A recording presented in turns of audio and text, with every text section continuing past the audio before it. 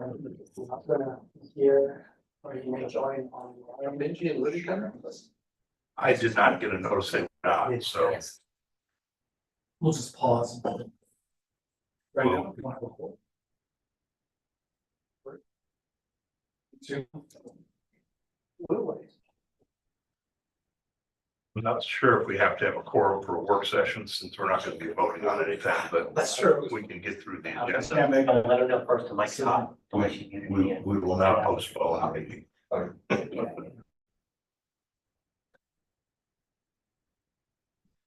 Mr. Holly, you should have everything, all identity documents. Thank you very much. Thousands of pages. Your credit. Yes, It's recently, most of my things, I think I'll ever read. I'm sure.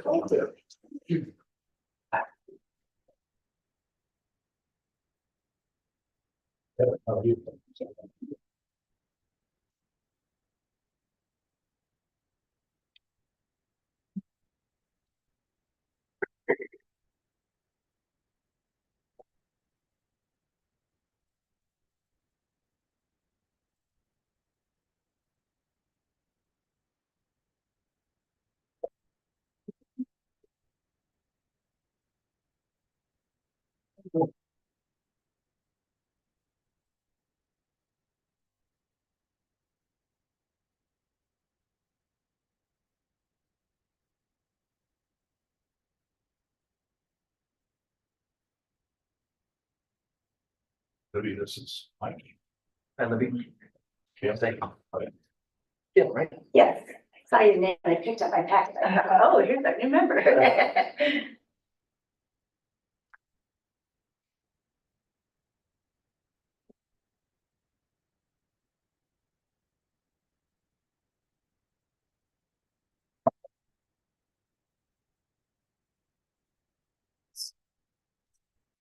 Stuck it all up again today. The big storms over the weekend, I think something was, right. So they had to dig it all up again and they're adjusting our grades all year, right? This morning, they were- That corner there. Being in what? They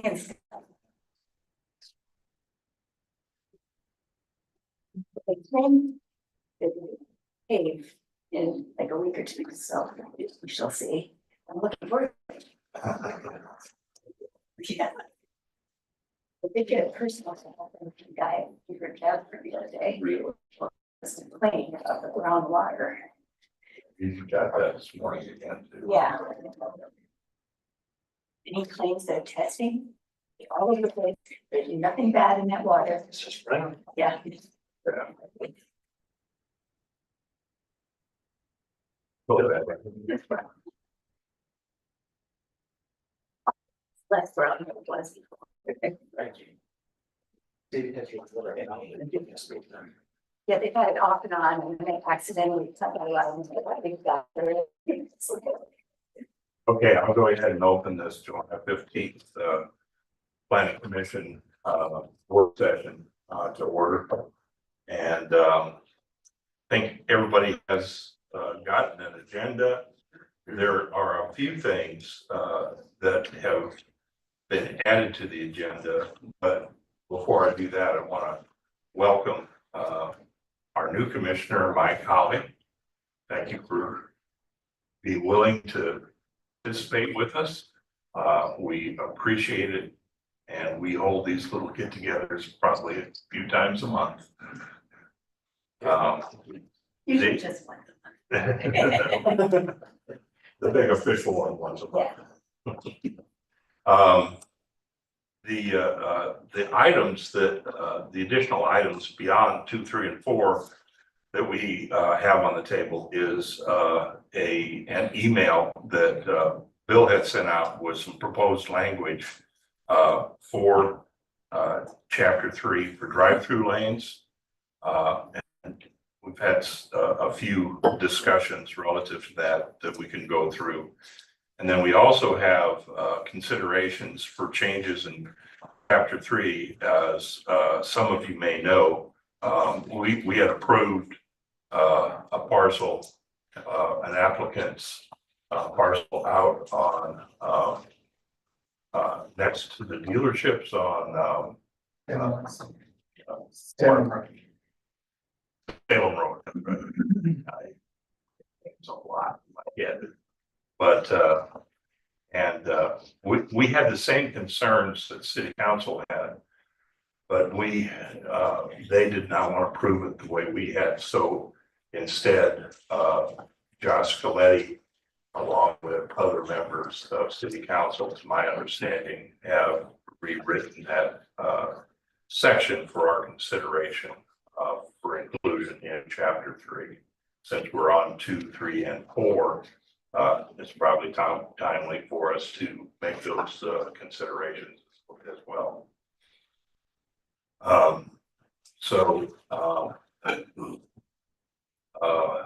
With that, is there anything that staff would like to open up for discussion before we get started?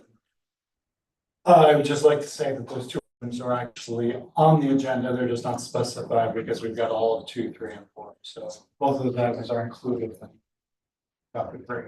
Sure. Just say we're discussion. Next, I think you got public comments. And you may want to take them separately. That might be the best way to go about it. Yeah, okay. And I thank staff for putting this whole thing back together again.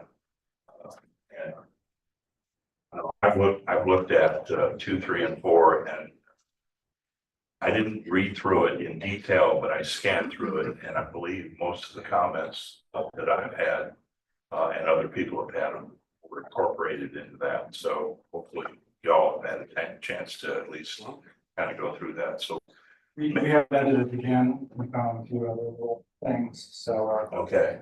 so we'll be editing again tomorrow. Okay. Okay, so with that, yes, today, we'll review any and all potential changes to 2, 3, and 4, along with these additions, hopefully that we can get to them, for consideration. And based on the discussion today, we can get a sense for whether or not we're going to be able to approve at our city council meeting or at our regular meeting. One question. When is the next city council? 18th of August. Okay, so there is another one coming up That's right. soon, okay. Any other comments from the board before I get started with public comments? Seeing none, I'll go ahead and open it up to public comments.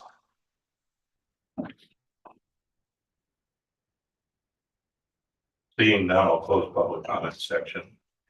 And if we could, would it be okay with the board if we just go ahead and address these 2 subjects individually and then go to the chapters? And by the way, I do have to leave at 3 o'clock today. I apologize. So maybe we'll get done by then.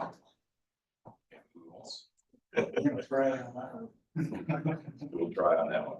Okay, so why don't we go ahead and go to the drive-through, chapter 3, and the. Did you, Mike? Would you be okay because Mr. Martin's here for the Salem Drive, so we're gonna waste his time. Oh, okay. I think as discussed at the council meeting, they wanted to kind of at least make him aware. And I mentioned to him that we'd be talking about it today. Because he's the one that has the property under contract and is trying to rezone it. So just a thought.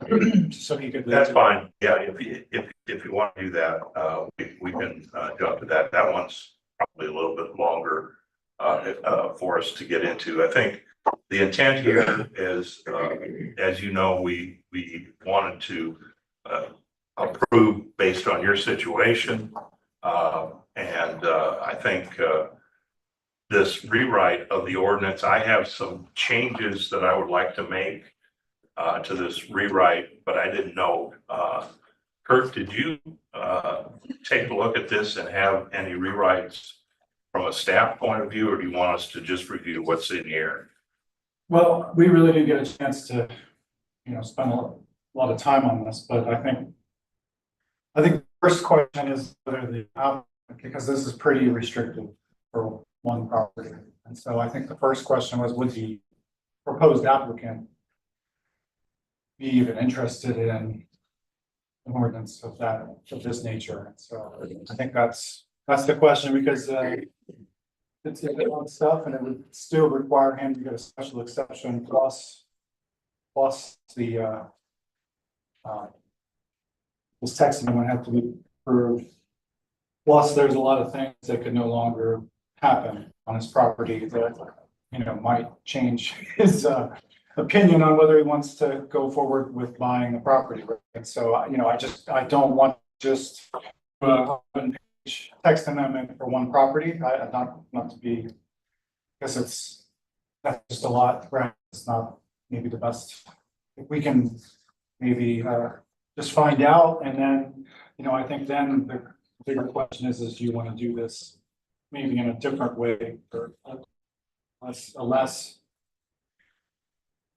an easier way, maybe a simpler way, for all the properties in T4. I guess a lot of concerns. So it's a good start, but there's a lot of concerns, I think, because T4N's in the historic district. There's just a lot of, and this just requires a lot. So, but I thought, instead of wasting all this time, let's ask him if he's even interested in that. If they want to pursue this is something we do next few months. It doesn't have to be done right this second. Kurt, before we do that, could you just give a brief summary of the issue for all of us? Well, some members of the public, I guess 4-1, the first vote, and then some members of the public voiced some concern at the second reading. And one of the councilmen, had some concern about rezoning it to RMX because of future uses. And that councilman put together this ordinance like a day or two later. And I think the concern is that they didn't want to allow a lot of the things that RMX allows, like drive-throughs, that kind of thing, that might impact the traffic and the infrastructure that it was felt that might not be. Salem Road is pretty well developed right now, but infrastructure hasn't caught up. And that's kind of where we're at. And so, I think Chairman and I were asked to put this on the agenda because this all happened Tuesday of last week. So here we go. I mean, it's a good, stab at this. And I think what this does is it would basically allow an existing building under a lot of conditions to be reused. In the T4N district, that would be legally non-conforming, which is the Gazette building. But it also requires that if you're gonna expand or under certain limits, you still have to get a special exception too. So it's a lot. I mean, I'm not trying to, it's just a lot of things that would have to be met. And so, I think what they're trying to do is the concern is future use. The applicant is trying to use the building. And I think the concern is that the future, it's just not rezoned, and then it can become like something people don't think fits there, right? And so just restrict that, require another hearing as well. And so did that make some sense? No, it doesn't help. What is the concern and exactly what are you talking about? It's not clear to me. I mean, staff recommended approval. I think What particular project are you talking about? we're talking about the Gazette building. Okay, you should. Salem I Bay. wish you- Oh, I thought everybody knew. that. No, Okay. no. So the Gazette building, Salem Road, I mean, the council, essentially the difference between T4N and RMX is the commercial. Wait, before you get into that. Sure. So we approved something for the Gazette bill. What happened next? Approved it unanimously. It went to the city council, in June. And had a 4-1 vote to approve. Then its second reading, there was 1 dissent. Second reading, some members of the public spoke on it, and they didn't feel like it satisfied the conditions. They were concerned with future use of that property.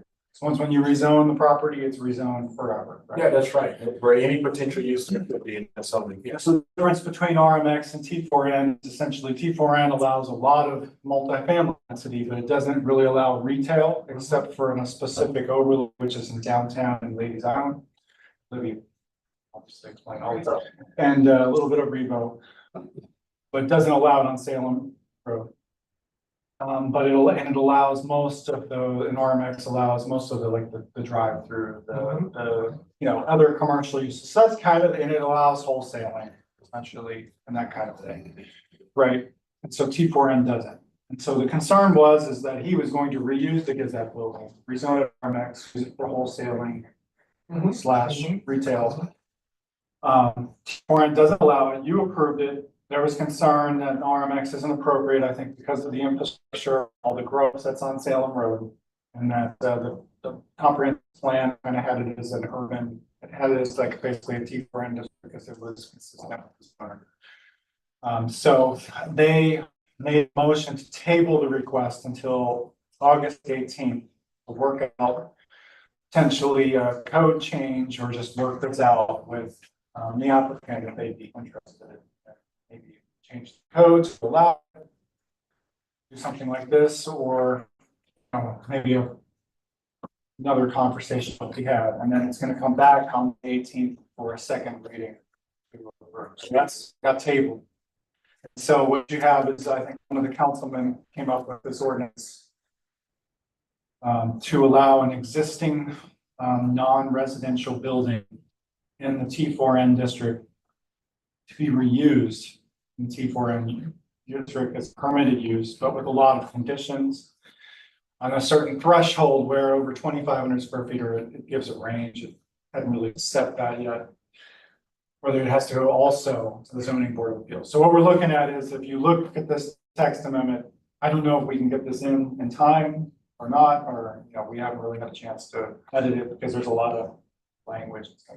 But would that be, they'd have to go to 2 readings, and then he would have to go to the Board of Appeals reading. You would keep the same zoning district, but then it would allow existing non-residential buildings that were in this district to be reused in the way that the code allows.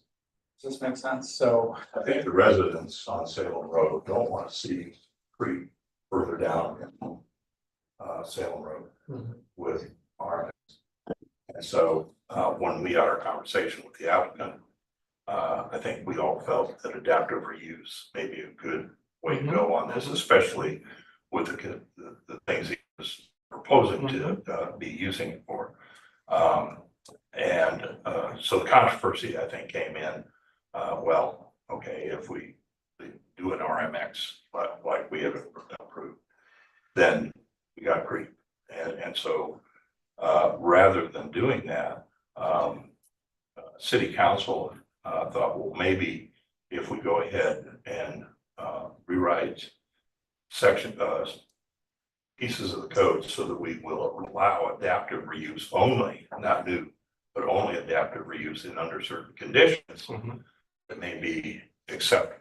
And so that was the direction they went in order to try and compromise that. I think Kurt's point is good about asking the applicant. Now, I will invite the applicant to ask that, but one thing I really do want to make clear is this board is not making a change to the code for a specific applicant.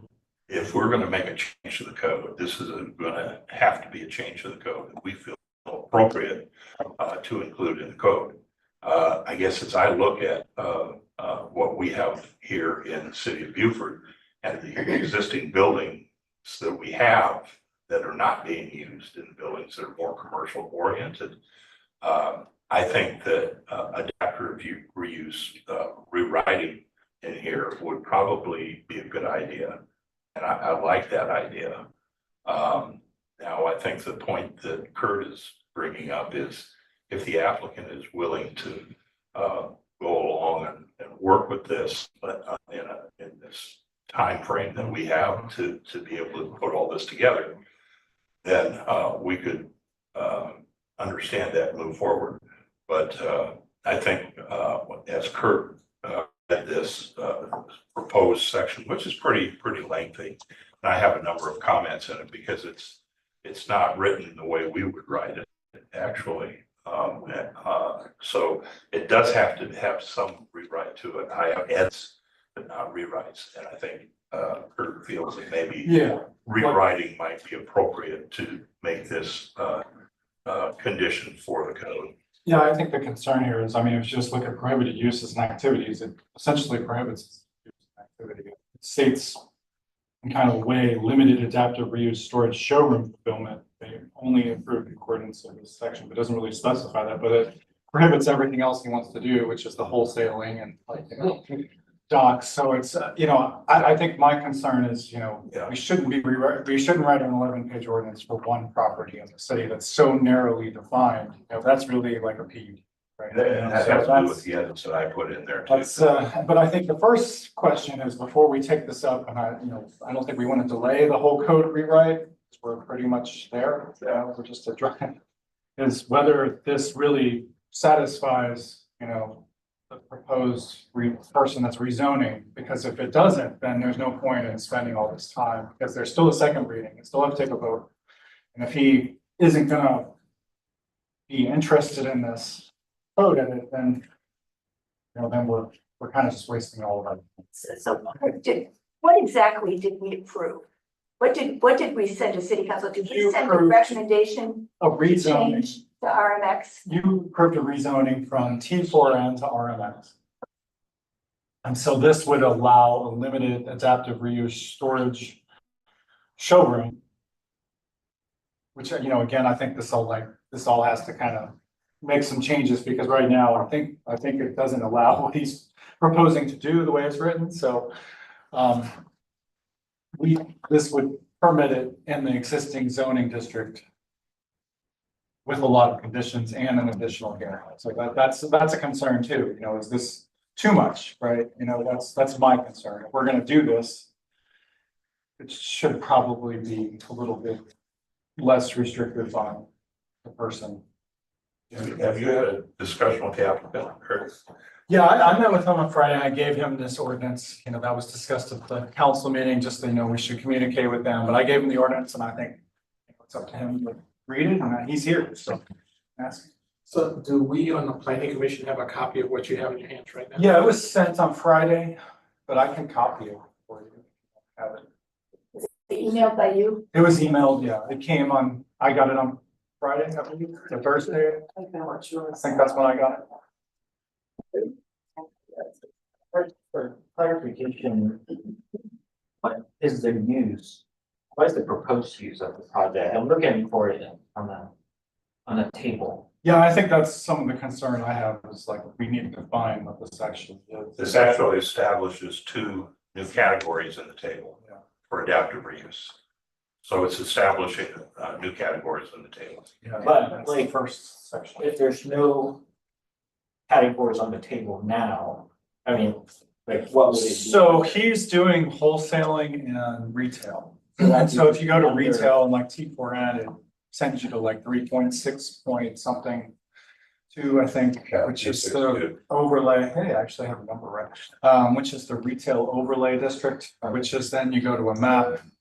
You have to go to a map, and then the retail overlay district is like a block on, Okay, it's like the block downtown.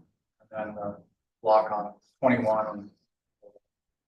So when he first came in, or that first came in, you said, oh, your use would be considered retail. And then look at the table, no, it's not allowed. 'Cause that's- From what I that's remember, my he came into a question. TRC and he didn't know, from what I understand, the property owner never knew that this got zoned T4L. Apparently. So they just thought that they were zoned, you know, to allow the Gazette building, right? Which I don't know that they knew what the zoning district was, but once when he came in, then we reviewed it and told him, well, this is probably light industrial, but at the time we thought there might be some manufacturing. But he specified, no, this is actually like a showroom and wholesaling, we're using the loading dock. And so that kicked it into the retail slash, you know, kind of warehousing, wholesaling. Which again isn't allowed in T4N, but That's why we were trying to figure out, there's not a lot of other districts, but light industrial or RMX that would allow, that's the only districts we have that would allow that. And so that's why we recommended the RMX. And maybe I was asking that question, maybe for the same reason that he was, is there another way to handle that based on how the use was classified, which is fine. I mean, I suppose if he, the wholesaling part is a little bit not super clear in our code if that's allowed in T4N, to be honest with you.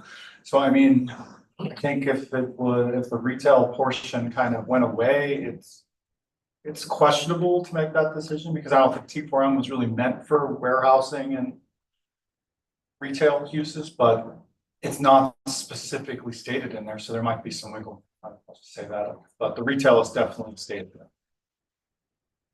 I'll shut up now, I'm sorry. Could we add that intersection to the overlay? You could change the map, that would be another option. But then you would be changing the map for one property. You might,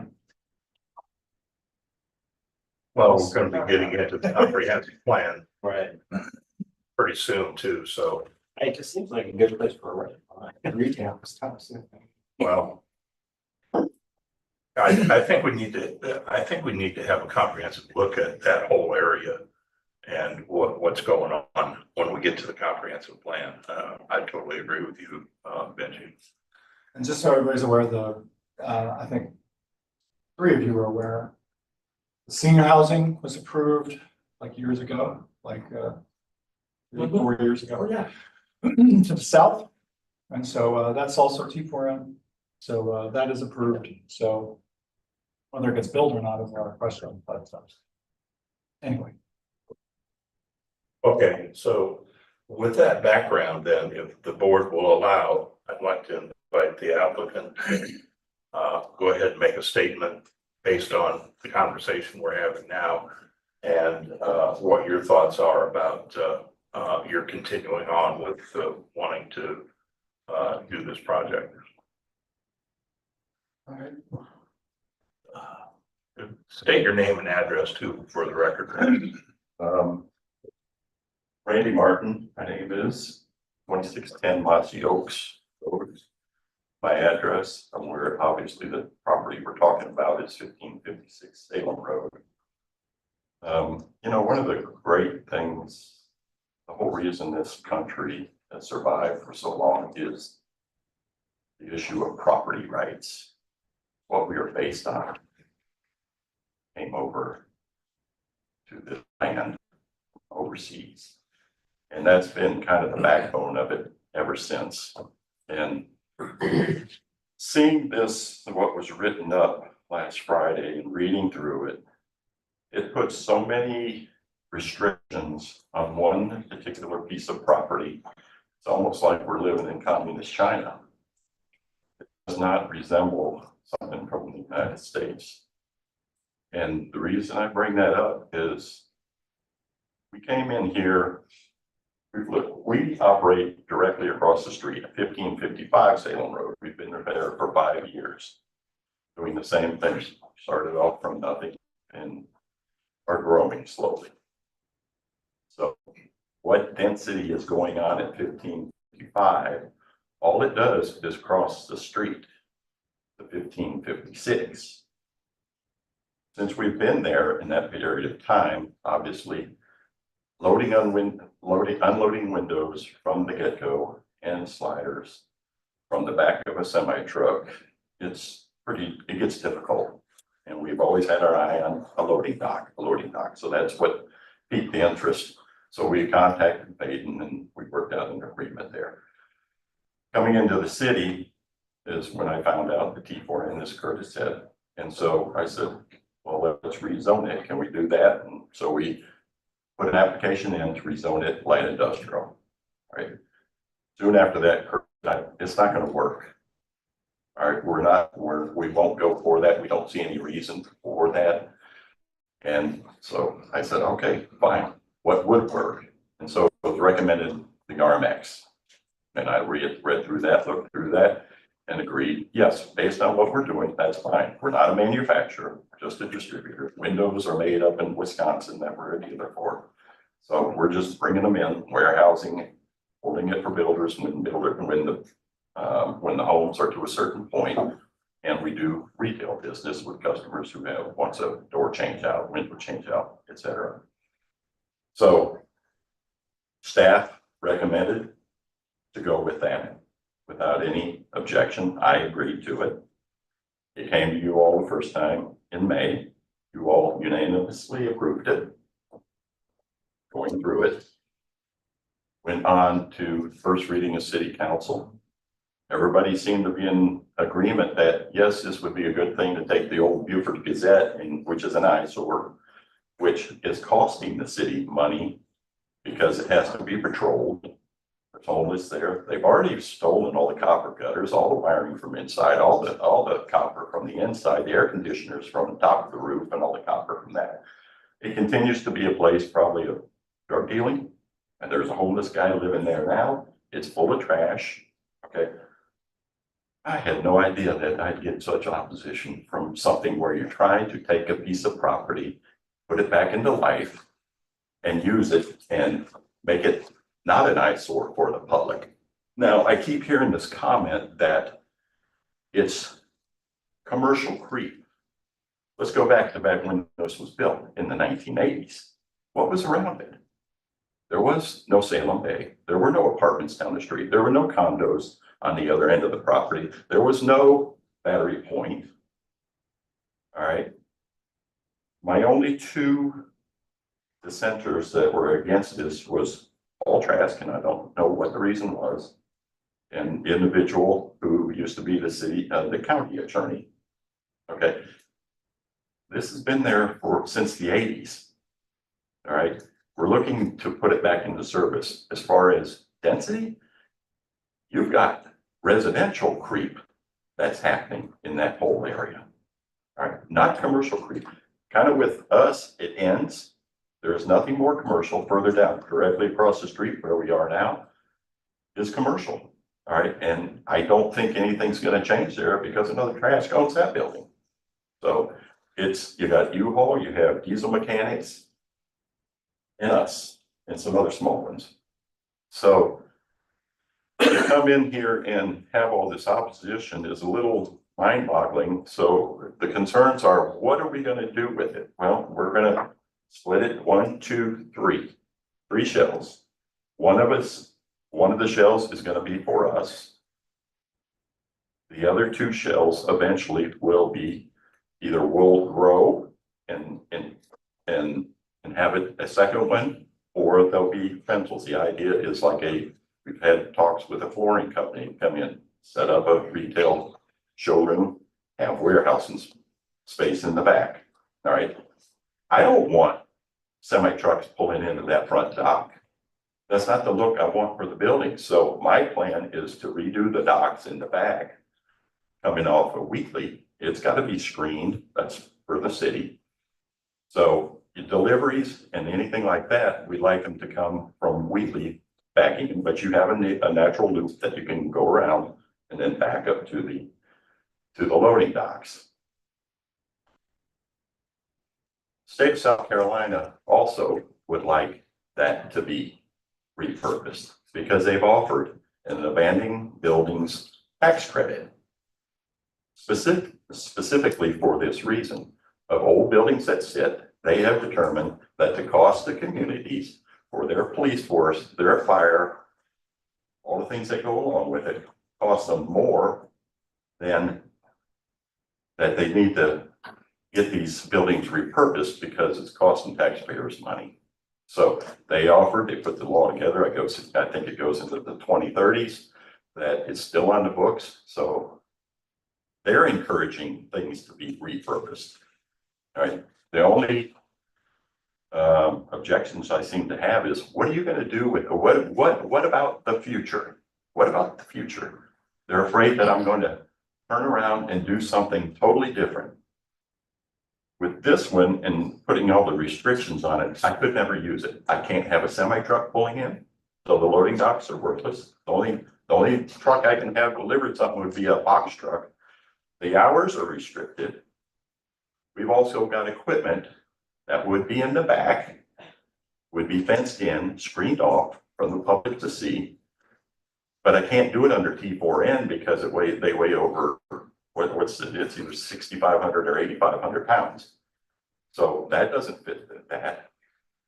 So basically what the planning department came up with under RMX was the correct zoning for that.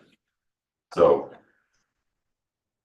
if you all would tell me what you're so against in the future, then I can address it. There's certain things that I'll never do there. And if it makes life easier, I will put a deed restriction on that property that goes in perpetuity.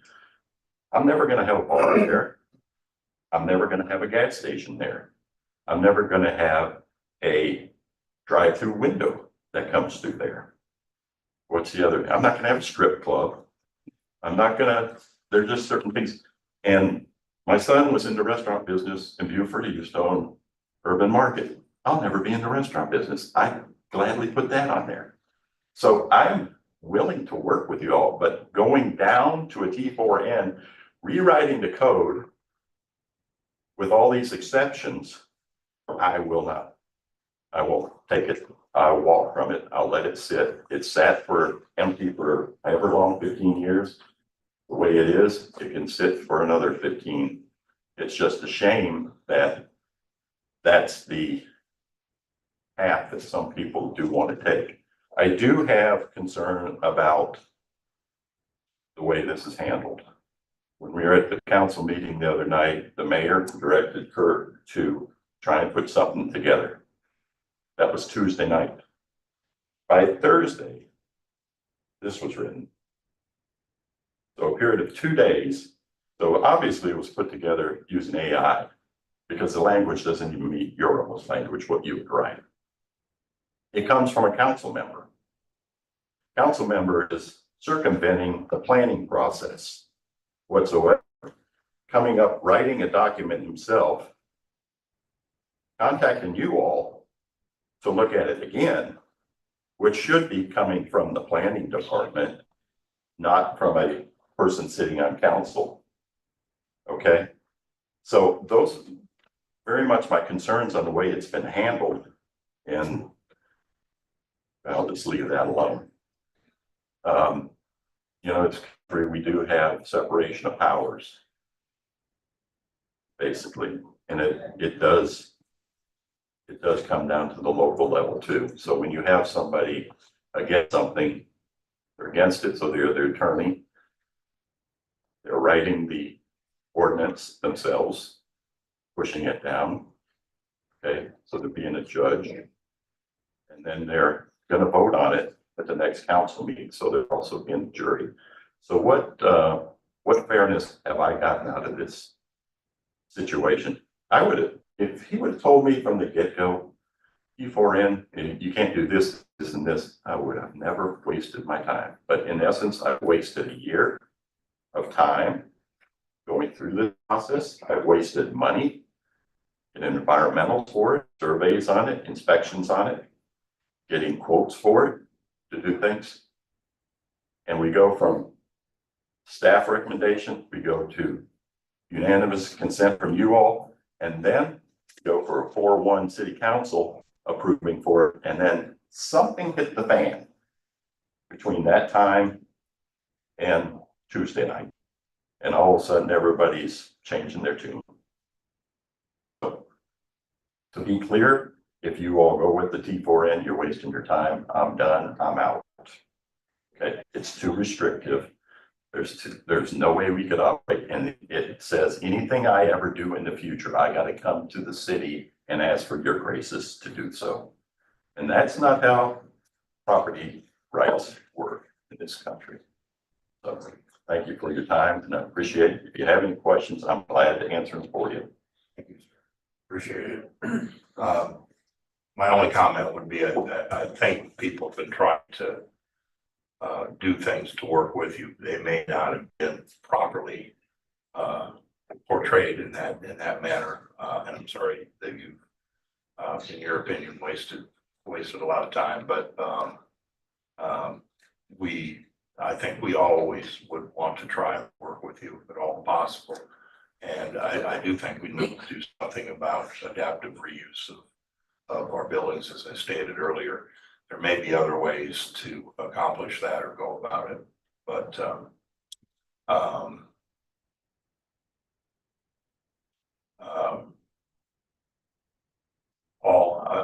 I'll allow you to speak if it'll be short.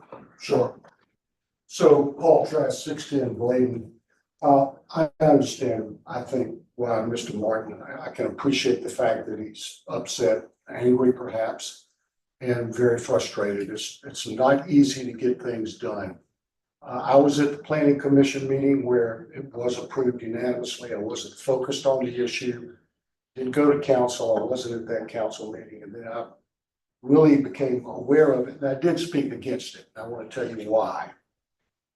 The 500-foot or the 1,000-foot notice rule in this particular case, I think it illustrates the fact that that rule doesn't work properly. You've got all of these people who travel, who live down Salem Road, who travel up and down every day, who were completely unaware of this proposed rezoning. So my recommendation on that basis would be not just a mailer, but a large rezoning sign that can be posted on a property, similar to the way the county does it. Number two, recognizing that the comp plan is going to get a review. That was another very key point. I felt like a rezoning at this stage of the game without the comp plan proceeding first was in error. Number three, Salem Road has become inundated with traffic. We have basically permitted, used to be just Salem Point, and I lived in Salem Point for 25 or more years, then came Battery Point. Beaufort Gazette was always there, that's true. Tremere Chevrolet at the time, which is where Mr. Martin's business is located now, apparently is owned by my cousin John. He called me yesterday. But if I have to say something, I mean, that property is an eyesore, and I was really surprised to hear that my cousin owned it. I mean, he could plant, some Leland cypress or something in front of it that 2 years, you wouldn't even know it was there, but that's beside the point. There was a general failure on the part of the county, in my estimation, to take impact fees, penny sales tax money from the last transportation money that's apparently still on account, and to provide for improved infrastructure on Salem Road. It is just too much. And so therefore I spoke against it. And I think Mr. Martin's suggestion that a deed restriction, I think if he were to come up with a deed restriction, and if there were some way that could be worked into the ordinance, or the council could consider that and take a look at his proposed deed restriction, I think that's very workable. I see personally nothing overwhelming with his proposed window business and the way he wants to do the operation to the rear and so forth. I guess it would be a bit of a concern about the extra spaces that he speaks of, and excuse me, what might go in those. But I think that his suggestion and proposal to create a deed restriction is a good idea and something that perhaps ought to be considered. So that's what I spoke to. So thank you very much. Thank you, Mr. Kraft. So it sounds to me, based on the conversation, a couple of things. One is, Mr. Martin does not want to see it proceed under the current zoning. And for us to have consideration of making any modifications like deed restrictions on this, it's going to take work from staff to put any of that information together. I think that the attempt here to try and do this rewrite was only done with good intentions. But it has become more problematic, and I think staff probably needs to look at that more before we start to really get into and start taking this apart. I mean, I have a number of comments on it, but in view of the conversations that we just had, I'm not sure that it's something that is worth us going forward with. And that if anything, maybe further conversation between the applicant and Kurt would be a good idea to see where it goes. As it relates to Benji's suggestion, I think that's probably another really good suggestion from a comprehensive plan standpoint, and taking a look at that. But I would, I think, and I'll leave it up to the board, whether you agree or not, but I think maybe this needs to go back to a conversation between Kurt and the applicant at this point, see if there's a way forward or not, regardless of what comes out of that meeting. I definitely, and I've stated this before, especially on the historic side, that we need to have some more latitude and flexibility in our adaptive reuse for all of our buildings that are sitting vacant, whether they're historical or not. And I would like to see an effort just have us put into that. But that, I think, that could be a future amendment that we do after we get through the approval of 2, 3, and 4, because we can always come back and do that, put that on a back burner. So, Kurt, do you have any comments? And then I'll take. I completely agree with you, and I just think that, I think this, working on the adaptive reuse would probably be a good thing, and maybe it could be very simple. And I'm just thinking maybe it comes to, I think there's some concern whether it goes to the zoning board, maybe it's a site plan when it comes to planning commission with certain conditions. And it just stays simple. If it's an existing residential use, that you have this ability to come back. Maybe that could be it, but I just think it needs to be simple and apply to every property instead of. So Kurt, just procedurally, did I hear correctly that no vote on second reading was taken by city council? They tabled it. They It's tabled it. Scheduled for the August 18th. It's scheduled for the 18th, and obviously there was some discussion going on there. Did a majority of council members give an indication they were going to change their vote from the vote that they did on first reading? I mean, we don't know what's going to happen on second reading until there is a vote. I couldn't, I couldn't say when there was an agreement to table it to work on some kind of compromise or code or something. Just give time. Yes, Mr. Martin, question. Is it Yes, brief one, yes. my colleague? Quick question for you. Yes, sir. The wheels will turn as the wheels turn. But what kind of time limitations are you under? For example, are you Contract is in August 31st. contract to purchase? Okay. Expires either I gotta purchase by then or extend, but like I said, I'm not gonna waste your time. If it stays T4N, then it'll just, That's not fine. cancel. I'm just trying to get an Yeah, idea. no, I appreciate that. Thanks. So, any comment? I mean, if you all think it's a good idea, we can work on some kind of existing adaptive reuse language and, so we still have chapter 8, so we're opposite. And annexation. Together with annexation. So that could.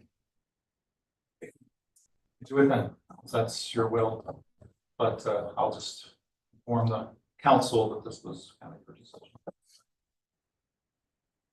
We'll talk about adaptive reuse. Certainly we want to reuse existing buildings for a lot of reasons. But zoning isn't always the problem. There could be a lot of problems.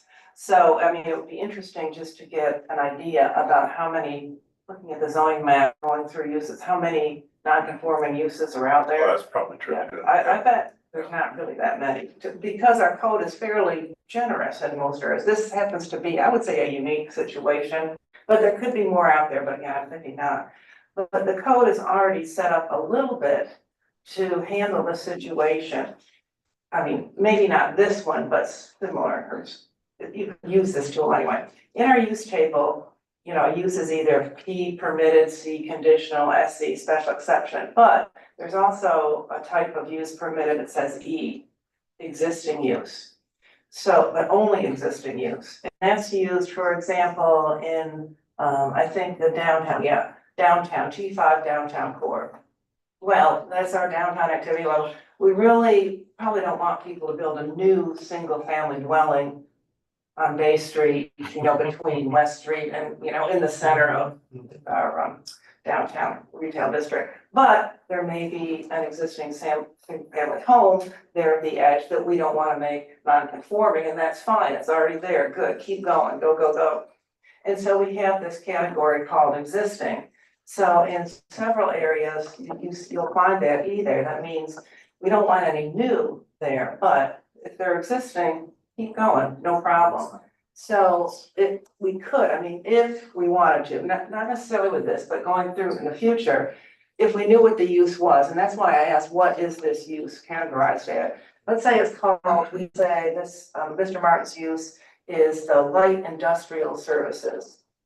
What we could do is look at T4N and then change the use table to say just in T4N, you could say light industrial services and put an E there. Or you could make a new category, existing non-conforming. And so that would mean if we did that light industrial services, T4N, existing non-conforming. Oh, okay, he comes in, this building's non-conforming, you could reuse it for another non-conforming use. I mean, anything would still have to go through site review and that kind of a thing, but the building, the use is already non-conforming. So you could come in with another light industrial services non-conforming use. So let's say there's plumbing supply there today, that goes away. Well, now we could have electrical contractor or whatever it is. So there's already sort of the structure for that kind of tool, I think, in there. And the reason I said maybe to use a new category called existing non-conforming is that we might prefer not, let's say an apartment building, a T4N is conforming. Well, we don't want that then to change necessarily into a light and manufacturing. So if the use is conforming, no, you don't get to change to a non-conforming use. But if you're already a non-conforming use, keep being reused in that same category.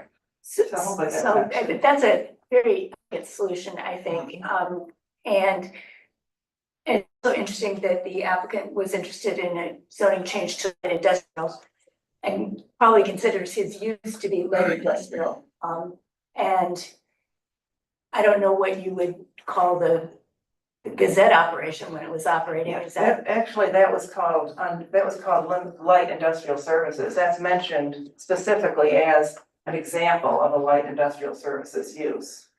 So But the easy way to do this, I think, But I couldn't figure Sanderson out what has this a great is. idea, is just to put an E on, on T4N.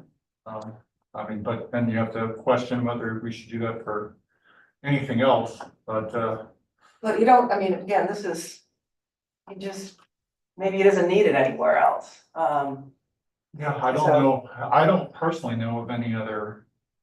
You know, there used to be that warehouse that they tore down on Charles Street. That wasn't zoned to do it, if you know what they tore down for the mixed use building that hasn't been built yet, and there's still fence up. Everybody knows where that is, that would be one, but that got torn down, so I don't really know. I too don't many. think there's a lot of non-conforming uses. Again, could do a little, brief survey about that. But again, just if this tool may not work in this situation, but I just wanted to bring that to everybody's attention because it isn't used a lot, but it's already in the code. It says this kind of existing use is fine in this district. So we would probably need to add a retail too, but it would be a simple change that we could have tomorrow. I mean, we just put E on retail and E on the light industrial. That's gonna block in whatever more or less the use is. You couldn't then change from retail to restaurant, or it doesn't open up the whole, wide variety of uses that would be permitted under MX or whatever. Yeah, it would just be what's there right now, Yeah, it would to just get be- that building, which was, kind of a weird office slash production facility, right? Assuming they have the reporters and everything there. I would still say that, some conversation between you and the applicant would be good. And if something moving forward was possible like that, we could take that up at our next meeting.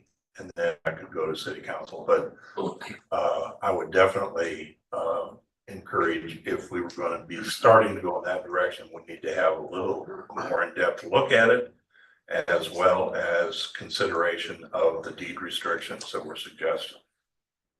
I mean, I think this is really nice. That's an elegant, easy solution. It's just, it would take some time because, this is gonna have to go to the city attorney for a full review, code, right? And so by the time, it's gonna take a few more months, right? It's probably not gonna hit the council until September, October for 2 readings. So, I mean, he's really gonna be looking at, if we did it this way, till like November before the code changed, so. What I like about this is it's a least restrictive alternative. Yeah. As a lawyer, I've never been a fan of deed restrictions. It's an invitation to lawsuits, especially with the city tying a city action to a deed restriction promise. I don't like that solution for that reason, although it would probably work. But I don't think that's a good way to do it. I would prefer something like this, or the original recommendation that we made, which was to change the zoning. And that's almost there, so I think maybe this could be, a backup. No, I think that's great. And also going forward, we just need to maybe remember that that's in there and it needs to be tweaked somehow or that kind of thing. Yeah, maybe we need to consider it for more than just this district. We need to do a little survey. Right. I mean, without talking about like. Look at I other. can't do this specific. It's the E is already there on the legend, it's just not being used. Well, it is like under single family, yeah, it's up here, it's just not in the law. We just have to But it's make there, up. so. You would know more than anybody else. Do you know of any other buildings that this would apply to in the zoning? Yes. My feeling is there aren't that many non-conforming uses, because I think we sort of did a review when this whole. About the pickle factory. That's actually got existing on the T. It's a PUD. That's a key. Well, I mean, T4NA would make some sense to do those existing warehouses, because that gets pretty restrictive there, so. But I like that idea, pickle factory, to get rid of that PUD. Use existing on that, because then you take that existing historic building and convert it to, let's say, under multifamily, put. Multifamily use of existing. I mean, I like that. this is a simple change, because I mean, I know just the E, I don't know if there's gonna be, we just don't have time to figure out what else it would affect, but it could be. So can Done. we leave that in your hands, Kurt? Sure. Let you guys do the research necessary, you come back and we'll take a look at it, Because it's taking just another couple weeks. the proposed amendment, I mean, the idea, the concept behind that. But just maybe using the tools that, Yeah. that we already I have, think it's a great idea. so. Right. Okay, Could be a better. Sounds good. all right, we're gonna move on then. And if we can, let's take a quick look at the drive-throughs. Oh, thank you very much, Mr. Martin. I really appreciate your time and thanks for the conversation.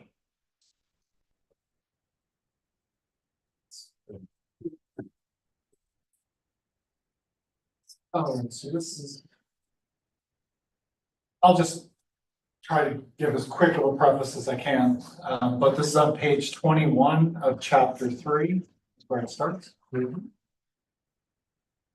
This is the old. Oh, yeah, just, okay. Okay. There was a lot of discussion about this at the planning commission meeting. I think there was a vote to allow some kind of lane to be in the front. And then there was some more discussion, and so, I think you have an email from Bill, he had some suggested language. I put together some suggested language that you see in your packet, I think. And there was also 4.5.13, which was a specific use for drive-throughs, so. Bill sent an email, and I think after thinking about it, it made a lot of sense just to get rid of that since it's already in chapter 3, so. What I'm prepared to do is come up with a compromise that kind of took some of those conditions in chapter 4 and put them here where it already existed. And then to delineate it between T5 UC and RMX and then kind of further define it, but I don't. What have I done? I've kind of cleaned up some language. Put a secondary street preference, so if we're gonna do a drive-through, you should always use, what's a good example? You should always use that side street or alley or shared access drive first before you try to do a drive-through off the main streets. That's, I added that. I changed it, make it specific to T5 UC.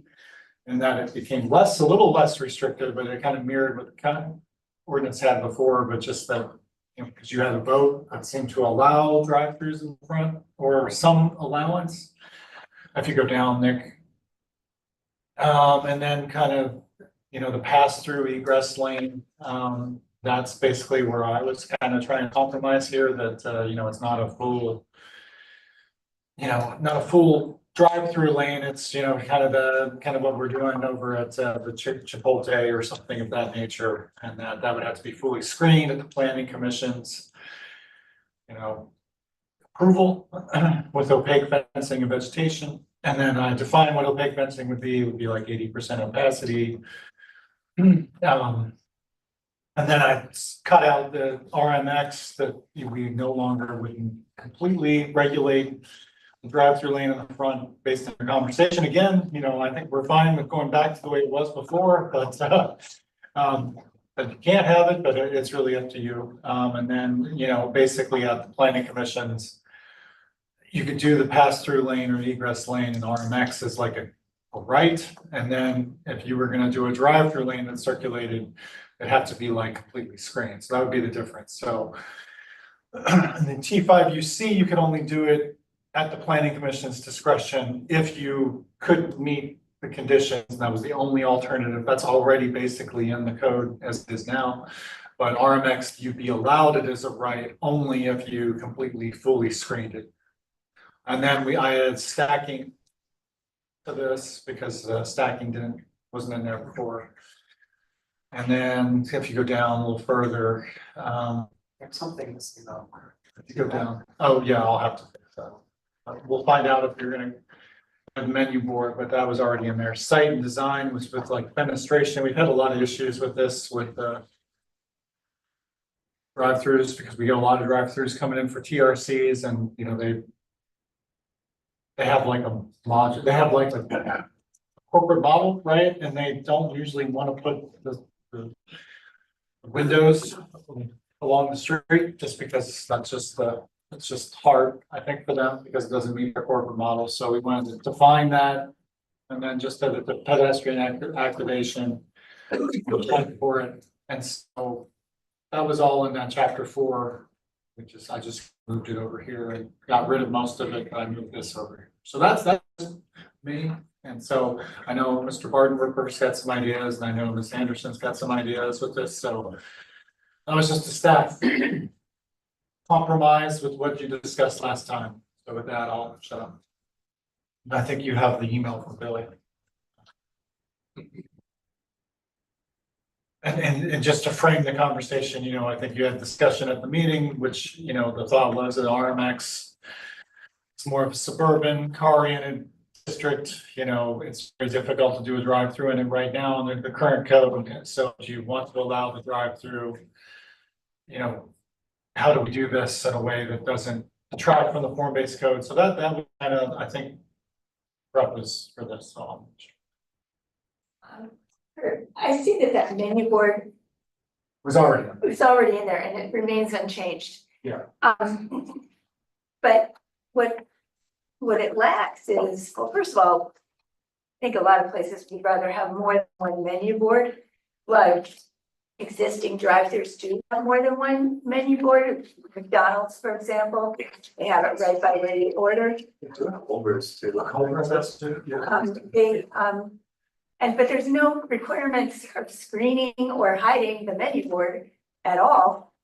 So, you know, if we're trying to keep things looking nice, why would you not, you know, maybe be more liberal and allow more menu boards, but screen them? And, you know, I think that would be an overall net gain to the look of a drive-through. That's true, and that's obviously been missed in both of those situations where we have more than one menu board on on a lot of uses here. I think.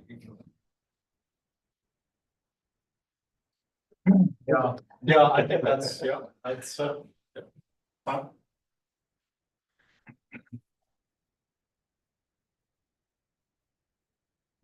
Yeah, following around. Well, I don't know how. On the menu board, so you may, and I don't think any of them are 24 square feet either, so they're larger. Yeah. As a drive-through customer, I appreciate a menu board, I hear. since I'm not tied to the apps.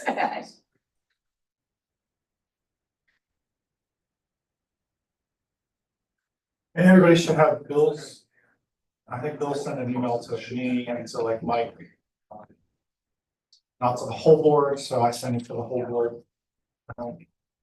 And honestly, I took Bill's suggestions when I, you know, what I did was kind of a mix between Bill and the chapter 4, but you know, it's at your will. I mean, I think trying to make sure that, I think you're trying to, difficult thing, right? You know, like how do you allow this a little, how do you allow this but make it look good under a form-based code? And that's. I'll know that any city has completely figured that out. So. I have a question about the language at the top of page 22. Subparagraph 3. Pass-through or egress lanes. The sentence starts, a pass-through ingress lane or egress lane. Why are the words ingress lane in parentheses? That's a good point. They don't need to be. Okay, because I didn't know if there's some kind of super, I wasn't smart enough. I think you know, Bill had a draft of this and I made some changes and I think he had the parentheses with ingress lane and then said meaning not a service window lane. And I think I just didn't delete the parentheses. But I added the egress lane. I also shared this with some other people, you know, and so they've made comments to, you know, again, I'm not, you know, we're just trying to figure this out here, so again. One of the concerns was, I remember was having this, like in, I guess probably less traveled areas like Rebo or like, you know, the east side of Boundary or something like that, so. E5, UC. Is there a way that we could just maybe limit this on like more highway oriented, in front of highway oriented streets? Well, that was the idea with the I, which I don't know if the numbering, I mean, I have to make sure that that's correct, but we kind of new stuff was secondary street preference must first exhaust all opportunities. Just above. To locate the full drive-through facility, including on a secondary street, alley, or shared access. Primary street crossings will only be considered when the lot has no practical secondary access. So I think that was my kind of goal with that, because that's all new, but you could add, if you feel strongly, it's just, you could add that no primary. Or the streets that you feel like it's not necessary, or, I mean, shouldn't be allowed. Further restricting the drive-through, so. So, you know, if you feel like, if you want to name the streets.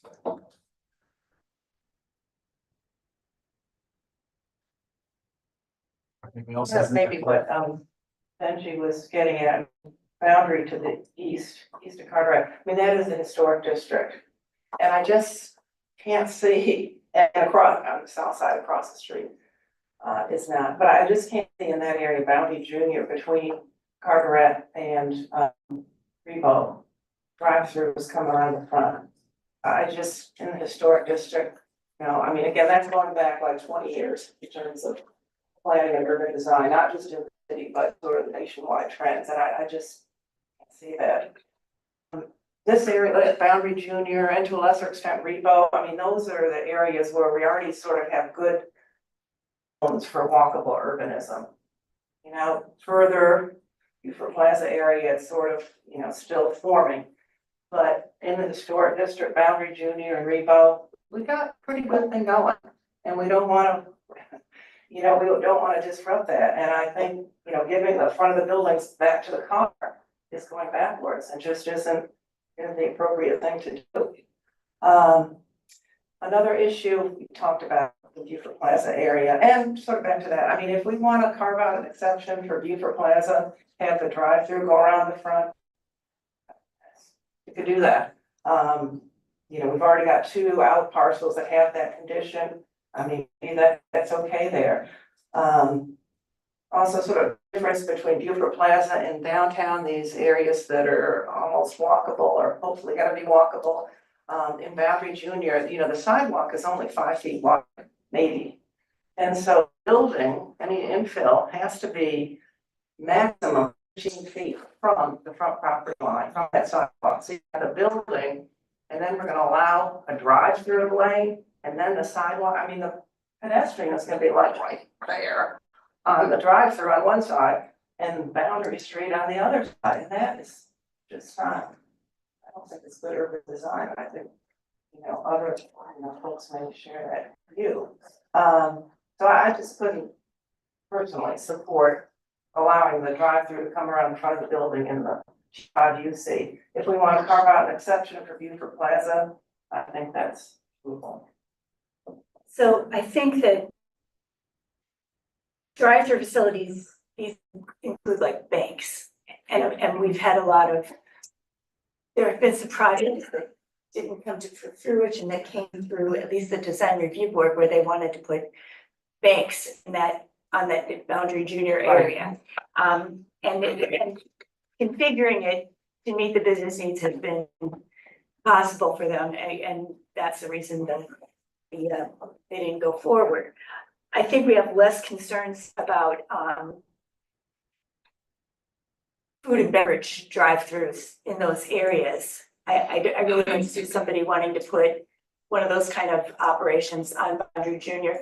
Rebo, the only drive-through I know about is the Maryland Fried Chicken. Burger King, parties, but that's. Burger King is, down further, yeah, I didn't even know that was Down here, still Mossfield. Buford. Yeah, Okay, the edge. yeah, and that, as I recall, that Burger King, the drive-through goes all the way around the building, so you do actually see it from Rebo. Not so with the Maryland Fried Chicken, but there's other problems that way that one is set up with parking in the front and so forth.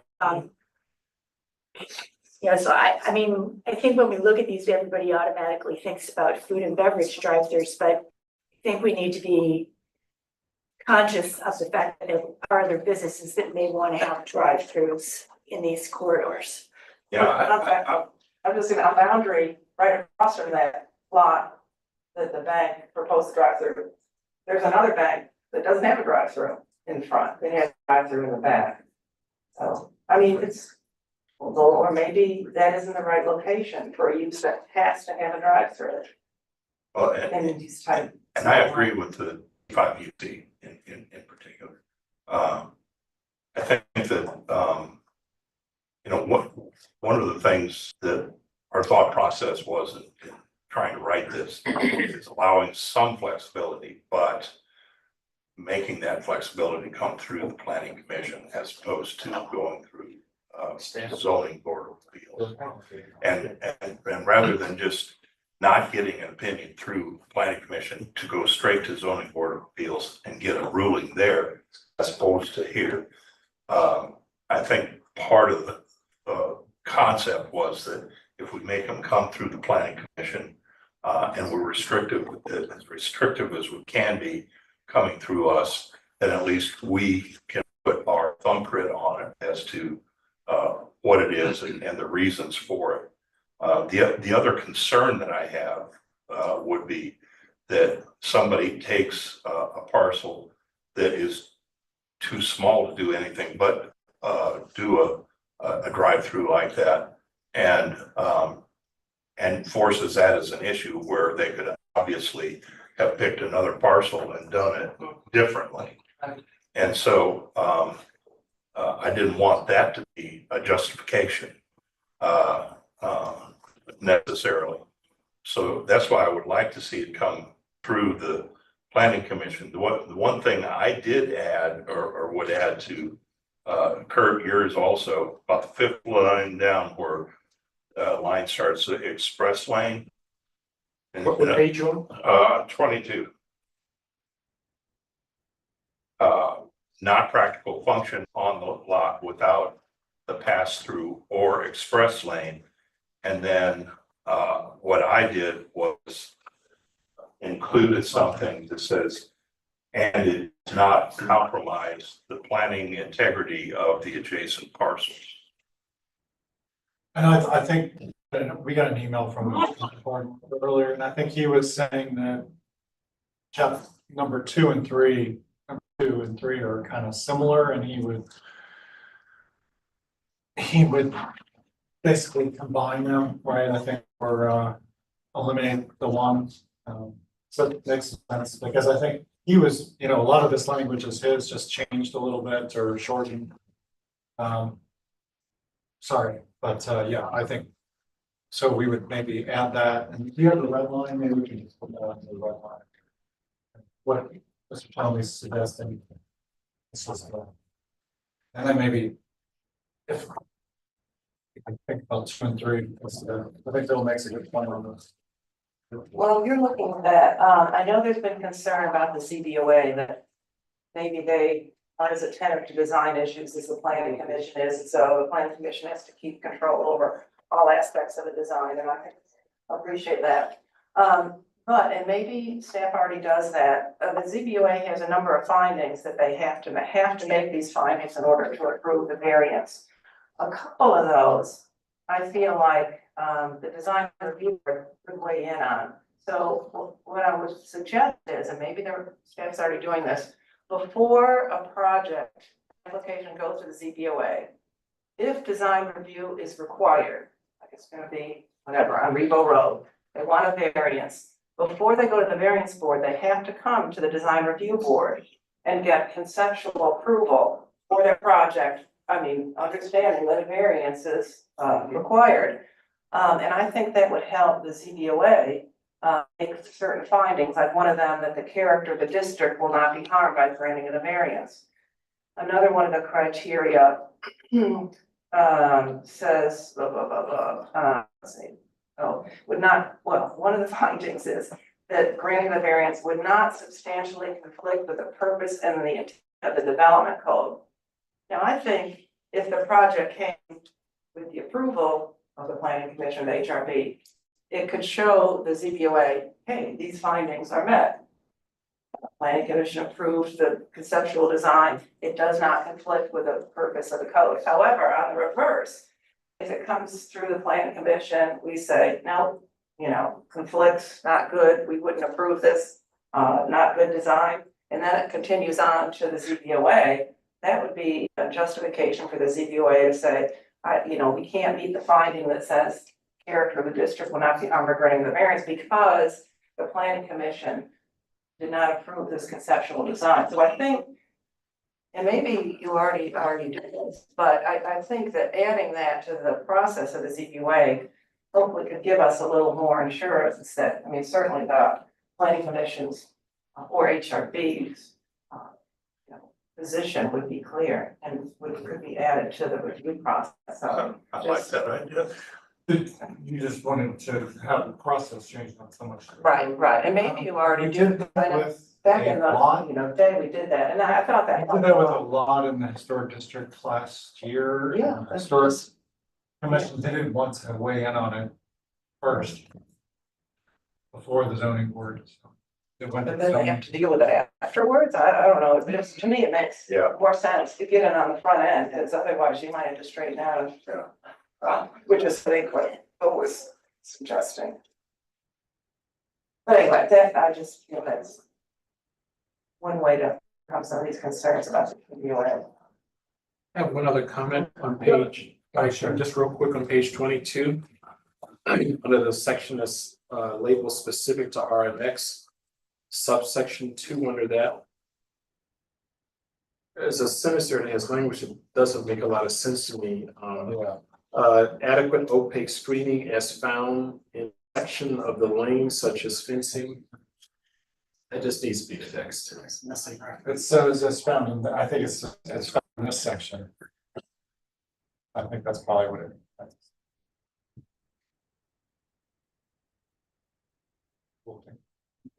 Did we want to add Mr. Thomas? So should that be as specified in this section? Can you Yeah, just take it off? specified in this section, yes. Try to set it down.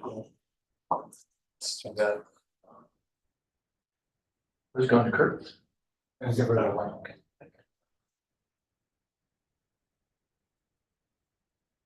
So tying on that, real quick, maybe it's referring to a different section, because if you go down to on page 23 towards the top, item echo or E. Administration, it talks about section 463 and 464. And there, if you go to those sections, it talks quite a bit about opacity of glass, things like that. I don't know if that's applicable to this section or not, but it does talk about the opaqueness of items. Well, Yeah, and then it's repeated here. Okay, so here we go. Now your opaque screening is number 4 Such as. on page 22. Yeah, it That's could the be only confirmed. definition. It's the same language. That's the exact same language as before, so.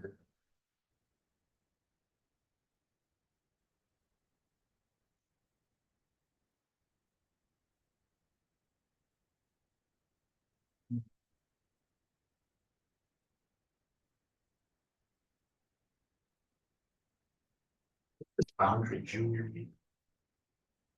Well, I prefer to it as Boundary Senior, Boundary Junior. Boundary Junior is between Carteret and Nubo Historic District, and then National Cemetery area where Brooks is, that's all Boundary. And then Boundary Senior is a big boundary, and that's from Rebo out to Beaufort Plaza and Neil Road.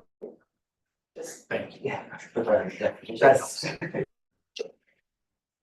That on street sign? Yeah. Not enough room on the street side.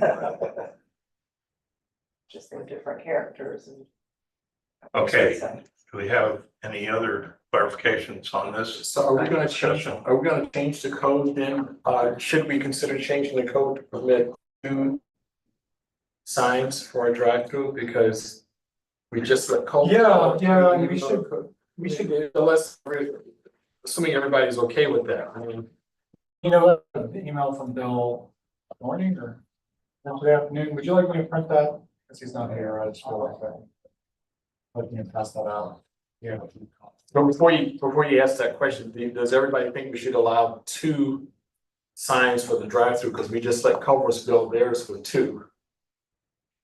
Yeah, I think 2 is reasonable or equal to the number of drive-through lanes. It would be probably more reasonable if anybody could ever get 3 in there or something. But I think we also need to add screening, a screening requirement to the moving board. All makes a lot of sense to me. Let's go to that, it's a. Next page there.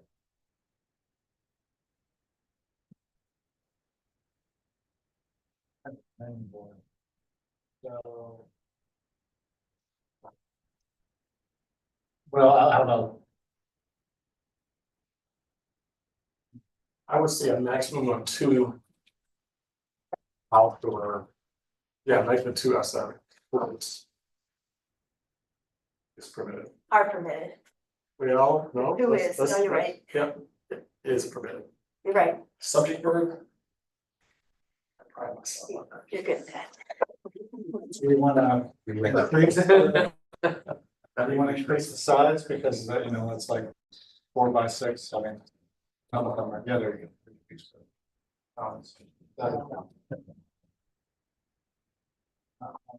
Any boards must be screened from. A maximum of 2 are permitted. I think you're right. I think R is the right word. This subject. Exactly, these good instincts, Clint. Yes, yes, no, you're right, you're right. I think it's R. Good job. Thank you.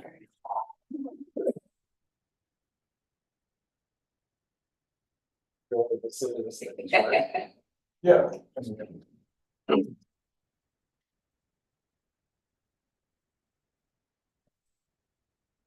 And, We want to say screen is provided in that paragraph, 3.7.2 B4. Next, something about this sign. Somewhere else, unfortunately, in the code, under signage. In the Transect district, you see maximum sign for the menu board, 24 square feet. RMX 32, so we've already got that, and again, T5UC is more downtown urbanized, so anyway, so outside and whatever, 170, 32, so we've already got that. Then it says number 2, 1 menu board and 1 pre-order board are permitted, and I think that's what's at McDonald's, and Culver's, I think And that's how what? Culver's, I think that's how they got there too. okay, probably, That that's, says 2 order boards. but they're big. well, I guess the pre-order, you can't talk into it, you just gotta read, I don't know what it is. to read it. Okay. I don't think. So anyway, it's that, Functional I think that was sort of thought out, but, so they already get 2, you can only talk to 1. Are you okay with just changing Well, okay, we this? just gave it 1. Well, if we have already addressed it in another section of the code, one of our goals is to have these, to eliminate these multiple governing provisions. So maybe we either eliminate menu board completely, or we reference the other section. But does the other section provide for the screening? Well, it doesn't need to because this section provides for screening. If we get rid of it, it won't. Well, I don't know. At this point, I'd leave it in there. Outdoor menu board. Or just say C section in this Yes, drive-through, C- say C section, blah, blah. And then say menu boards must be screened as Menu provided. located in- rear with no screening, if located in a public right of way, screening is required in the form of a wall or fence appropriate amount of time. Okay. So yeah, I think it's all handled, I think we can just delete it. Yeah. Okay, Or delete from the drive-through part. Or C, we should probably say menu board C, section 6.7. Yeah. yes, that would be good. Yeah, Okay. That's good. okay. Okay.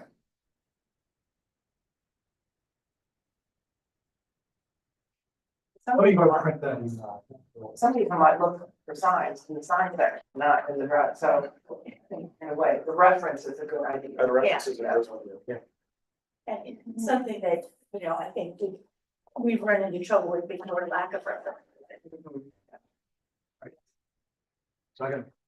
Go. Yeah, I just kind of want to circle back real quick in that drive-through lane section. So are we good with allowing it at all T5UC, or do we want to differentiate junior from senior? I thought the consensus was, we really don't want to allow it, but if it's absolutely necessary, we might make an exception.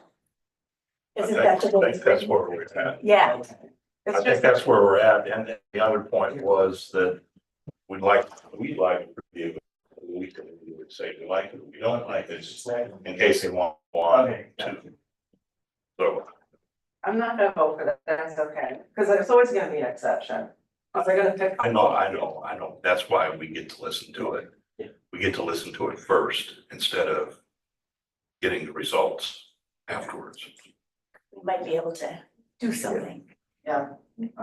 That's my only thought. Fine. Right, just a couple of things.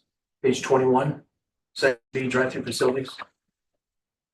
Go down to item 1 and then item A, service window location. If this is not the right spot, tell me, I'll be happy to talk to somebody. It's the second, at the end of the first line there, rear or side of a building, you got a period there, should be comma. Yeah. Yeah. And again, if these things are better off somewhere else, let me know, I'll take them there. And then continue on, so you got a question, if you go down, you got section alpha that we finish with service food location, you get the B Bravo drive-through location. You got parentheses, sub-item 1, sub-item 2, and sub-item 2 below is not parentheses. Any reason why that's done that way? Is that just the way your font has? Yeah, I already actually, Okay, I made a note. Alright. Yeah. Going down the bottom of page 2 under stacking, Parentheses, right? Yeah. Let's see. that's up to you. On the page 2, you said. I'm sorry, bottom page 22, pardon me, I'm sorry, where it says stacking. Item, it's, first item number 1, there shall be stacking requirements for vehicles based on the most recent ITE manual. The way I've always been trained is anytime you can use an acronym, that's fine, but you might want to define it from the first place that you use it. So I'm assuming that's transportation engineers, so. I just doing a word search, I didn't see it anywhere in these documents that we've got, it could be somewhere else in the code. But is that something that we want to find there? Yeah, it's a good idea. Yeah. I'm just, Be in definition. I'm just a kid here, so I'm just asking. And then page 23. It's right before the gas fuel station car washes. It's item 4 right above that. Says a TIA, same thing, time impact analysis. Traffic impact. I'm sorry. Traffic Traffic. impact. There you I go. think everybody, knows that's a much, we talk about that a lot. But, That's defined. That's Okay, the that's fine, time. that's fine. And then I got one less than the question. Bottom of page 23, vehicle services and repair. Item number 3 there. So we've got place along water footage, et cetera, 25 feet from the OCR critical line, looking that up. I can see where we used it in some places, it's used like SCDH, PC-OCRM. Correct. So this is the first place, it's just, That used to be an old name for the, yeah. It's changed for the actually. department. So it's, You see a Bureau of It's the Department of Environmental Services because they split, okay, and then it's the Bureau of Coastal Management. Yeah, we're gonna fix that. okay, Yeah. sounds good. And then the last one, and that's middle of page 24, right before section 3.8, it's the there, F for Foxtrot. Passenger terminal, I'm just asking because I don't understand, why do we have that there? It's like we have a whole bunch of one page. Just in case somebody wanted to build an airport in the middle Oh, of it's not downtown. bad. Yeah, it happens, you know, it could, in case somebody wanted to drop an airport in the middle Sorry, of that's downtown. good. It's because Savannah Airport has an express passenger pickup bus, and when it comes to Beaufort, that's the spot where it's gonna drop off or pick up passengers. I bet.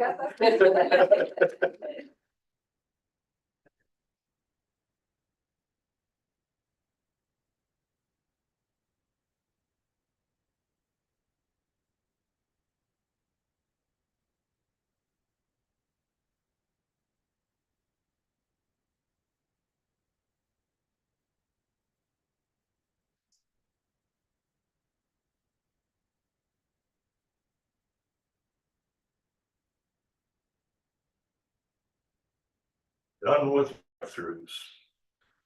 I'm not sure. Bill's got a lot of comments on that. I think, I think we kind of covered, didn't you cover a lot of that in here?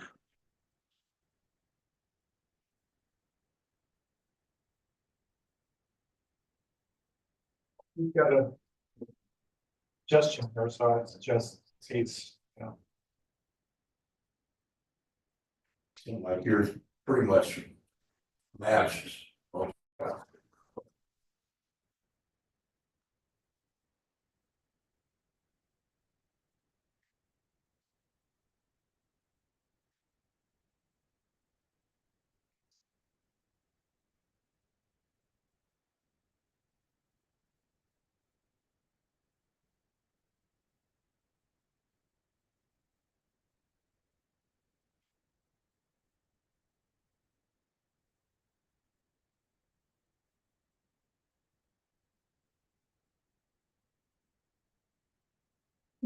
think it's suggested in there that on the T5 you see. He's basically saying that 2 and 3. And even 1 can all be 1.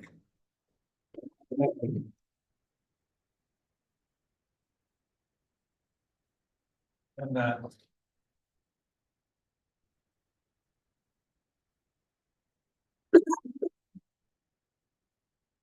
Yeah, I think he's suggesting we get through the get rid of the pass through, but then. Use the language. So in Bill's language here in his email, when he talks about a pass-by lane, is that referring to a lane that a customer would use after they've gone to a service window to pick up whatever they're picking up? So in other words, it's Yeah, just- and that's what I tried to it's define it. essentially an egress. It's how you get out of the place, Yeah. right? Or ingress. It's not stacking. It's not waiting for traffic. Well, no, it can't, if you can't be going in, because going in, you could have stacking. That's True, it's after the window. So it would, so he's saying pass by lane in his email, what he means is an exit lane. Essentially, Yeah, and that's why I put egress lane instead, but. I like that, yeah. But I also put. Yeah. I think a pass through / egress lane and then a meaning down a service window lane, so. Would we like to? You know. I consider his language here for T5 UC because I think it's he wants to just basically do 1 section instead of 3. It's got their hands up back there. I would just say that egress is the correct terminology. It's an egress lane. Yeah. Yeah, and he's just got passed through and then he puts not a service window or kiosk, but I added not a stack lane. I didn't think that made a lot of sense. I mean, I think he meant not a stacking lane, but all right, so we want to rewrite this T5 UC or leave it as, because I can see 2 and 3 being kind of, I think what we're trying to do is improve it. But I'm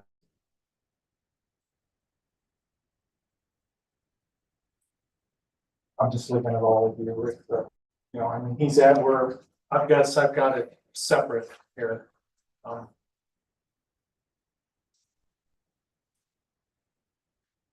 I think I think the language is good.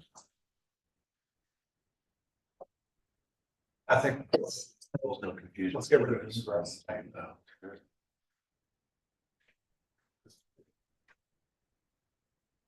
And I'll be honest, since you got Hall, I'm trying to use the AI now, although it doesn't.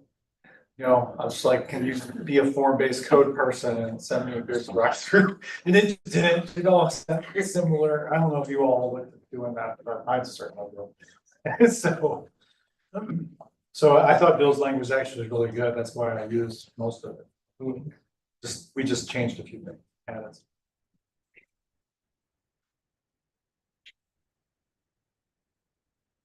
Well, if everybody's okay with that, then I guess we'll.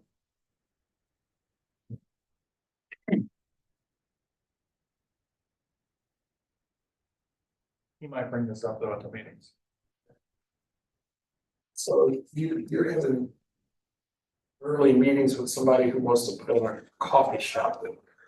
We've had a lot of coffee shop meetings, right, Christopher? Yeah, we've had 3 different locations. So one is next to the Zaxby's. One is right here, actually Boundary Street where the Sea Market Eagle. So you go, yeah, Next to, there's like 2 lots. Yeah. Somebody's looking into actually combining the 2 and putting putting in in. where to see you. That's proposed. Right. Or they're moving somewhere else. So where will I get my fish? And the Oh, I other see. one is in front of the on Ladies Island, what is that? It's called Hamilton Village. There's a nursing home in the back towards the back, yeah, that's So right. how are we gonna make sure that any of these are not gonna spill traffic out on the street the way that Dunkin' Donuts does now? I'm not looking through that, I'm just putting that out there, you know, that's. I think all three of them kind of comply with that secondary street access, because they all have an access, like a shared drive that actually goes in. Like Zaxby's has a shared drive where they could basically align into without having direct ingress egress from Robert's. Well, you haven't answered my question yet. But our new code requires them to go through a stacking analysis, right? Yeah. Yeah. Okay, Yeah, we also have, we have the county engineering there and we're making sure that there's a lot of stack. And they're not conflicting with parking spaces like they are over there on their stack lanes, where there's driving into your lane and then pulling out at the same time. Where's this? Well, just all of it. But, The Siegel, I think they were showing they had capacity for like 30 or 40 cars in, in their single lane.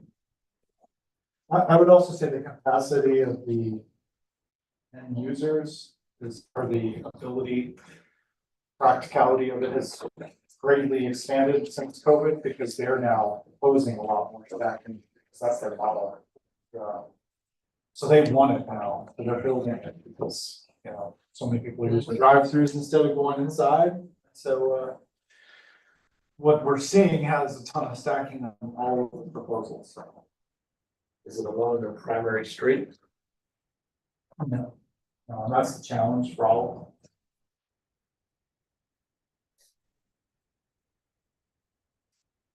them. You're okay with this, then, next you could do it, you just have to screen it, so.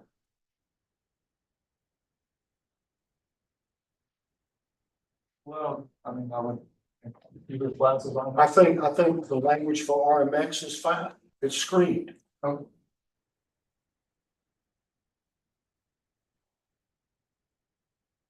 And then, well, that, section, but, that way.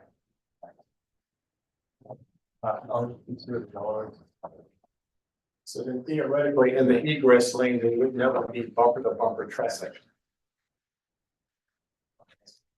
I'm sorry.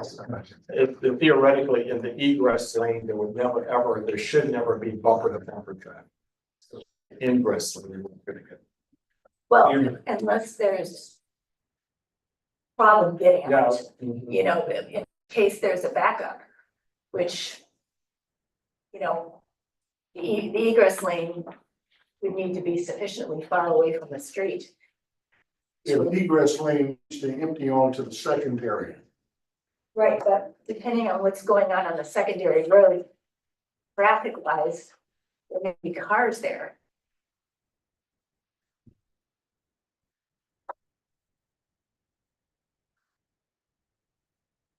Well, I guess we can move on. I'm sure Bill will bring this up. We just made all the changes, so we'll send that out. I'd like to make a suggestion, been through 2, 3, and 4 a number of times here. I guess my suggestion might be anybody that has any substantive comments other than changing of tense and punctuation, things like that, we could submit those back through staff. But what I'd like to do is whatever substantive changes anybody has to each of these chapters, that we cover those. At our meeting, you mean? Now, Okay. because our meeting is on Monday. And we did have 2 additional comments if you all saw. We can make the change. It's not against either one.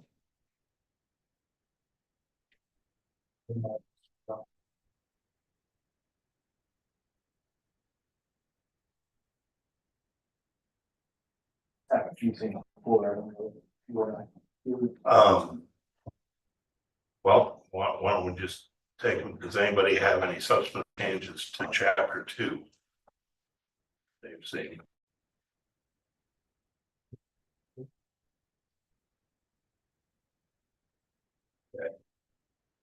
any minor modifications, give those back to staff. Chapter 3, any subsequent changes in chapter 3.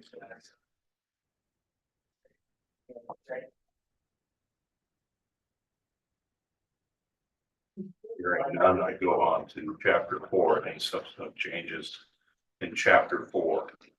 Yes. Okay, give us page number 2. Page number Clean on our red the, line green, sorry. I'm sorry, Clean our red line green. clean. So 4.487. And I guess I'm kind of referencing the red line as well. When we have two diagrams, I wasn't sure if going back to the original diagram or if we're replacing them. Because I had plans on replacement diagrams. So I think in your copies, the tables, the diagrams weren't part of the update. Okay, I got you. One that was sent out last time. So this should have the updated. My fault, or especially is this is what created all the problems because So this came what from you're looking at up here on the screen, is that revised? Because that is not what it's in the clean copy.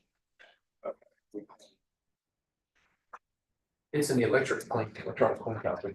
Okay, I'm talking about the packet that I Yeah, for picked sure. up. 1 second. I'm just saying. we made a few more changes to this because we couldn't read some of the text of it from. Betters put it together, our architecture consultant, and we could, so Nick has been using. Kind of reformat it so it works. So, Okay, so that's what I have on page 7 of the hard copy, Right. yeah.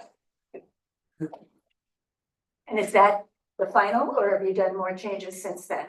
well, the only changes are just formatting of it to make it easier to read. Does Okay, that make sense? And you're replacing the image, the diagram. This is the replace, yeah. Here's, You're replacing it to that one. That's what we're, that's the proposed new one, yes, correct. and this one has the correct description now on the front yard, which is the other one. Correct. so a front yard is gonna be replaced with this, Correct. okay. And this is the error that I'm responsible for is we sent this to Matters because it's in a program that we don't have. The way they put it, and for whatever reason, we used that chapter. Because they had put it in the last version they had, and since it was a last minute thing, that's the version you guys got, and that's why it was different than, we've been keeping just one copy. Not sending it out, but they got a copy to put this in there and they sent back that copy and. It's a hard, it was just, yeah, it was a mistake. That's why you didn't see the. I guess if it's okay, I could comment on this, if we just slowly scroll down. It's hard to explain. So I think this image is flipped. The second image right here, I think it's just mirrored. And you should, No, it's. Right, that might have been sent to us like that, so I have to double check, but we'll get that fixed for sure. alright, I have to keep going down. These are all new. Okay, keep going. That one's flipped as well. Keep going. I think he might have picked up the comments that I had before, so.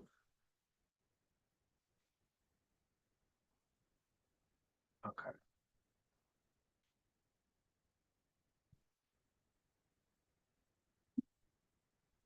Yeah, keep going. Yeah, I guess he picked it up already. But yeah, that one's flipped to you. If before you guys got that comment, there you go. Yeah.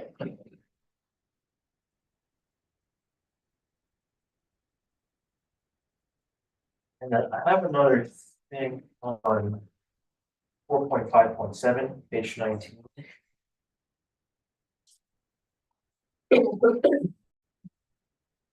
We still want to be looking at this. Yeah, this is fine. Maybe it's been fixed now. No. Could we replace that image? I know I mentioned it before, but is there, to replace it with a student housing and boundary?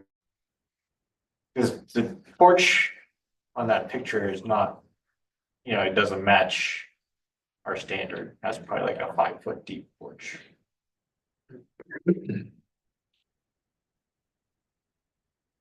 Right.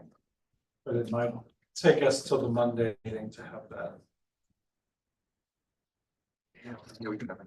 Just walk down and take a picture. We'll have to, yeah, just add the samples to it. but Yeah, that should be- Yeah, that's all. Well, that'll also apply then to 458 and that image, right? Page 22.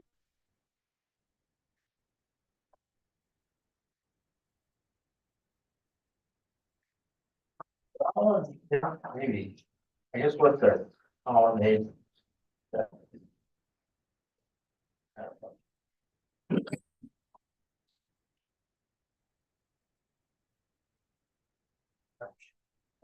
Is that Haversham? Yeah. Yeah, that's. Yeah. So is that one okay or not? 4.5.8. Probably it's not deep enough, but. Do we have a good We do example? have a note too at the bottom of all of them, just saying, that they're for Illustrative illustrative purposes. purposes. And they're not. So if we're changing the code to something that was not required before, we're probably not gonna be able to find any pictures of anything that. Does that make sense? This is kind of create a lot of. This is I great. mean, it's not the, hopefully it's not a picture that someone will rely on, it's the diagram is more representative and the words are more accurate in terms of what you have to do. This shows you, here's the colonnade, here's the porch, here's a. Yeah, does that, if we go back up to the colonnade description, does it say the depth? Like in the, one of the frontage types? I think it does, but I'm not 100% sure. Well, the. 12 feet. How many columns? 10 feet, okay. Okay. Yeah, it's got the same picture. Well, Maybe it's 10, I don't know. Maybe it got squished. Yeah. Well, the gallery is 10 feet wide, but yeah. So that works, right? The width is 10 feet then. Got 2 foot to the curves. I think that illustrates the concept. Yeah. As long as the dimensions there, shown there. Can we go back to the apartment? One last thing. That I feel like maybe it was an error, but it's been there for a little bit. The elevation.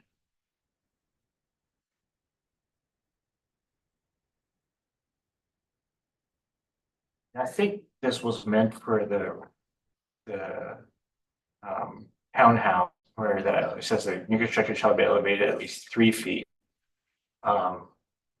Which I feel like is probably too high for an apartment house. I feel like that should be at least 18 inches. Or is that Right. something that we wanted? Right.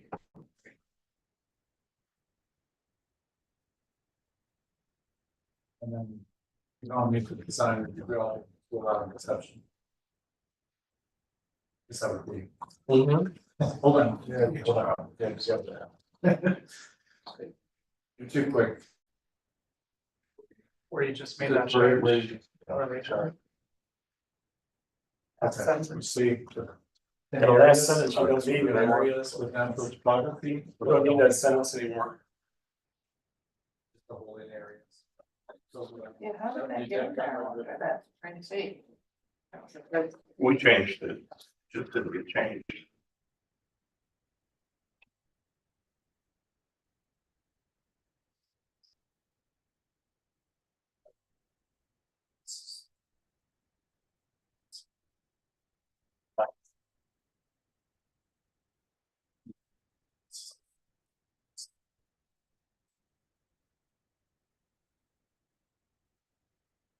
Do you all agree with Bill on, lot diversity should be changed to building and unit diversity?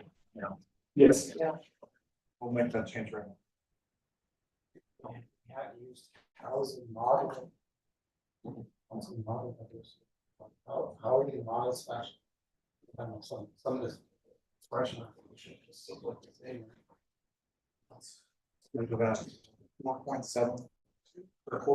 I think housing model diversity is How's that? descriptive, more descriptive. Says so in 4.5.6 under grow townhouses. Housing model diversity, that's what we called it. I think in the 2 and 3 unit as well, housing model diversity. We should probably make it the same or we should change it all.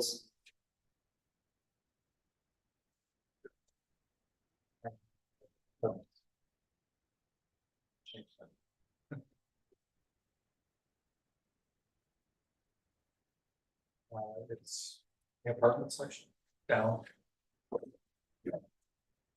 No, I know.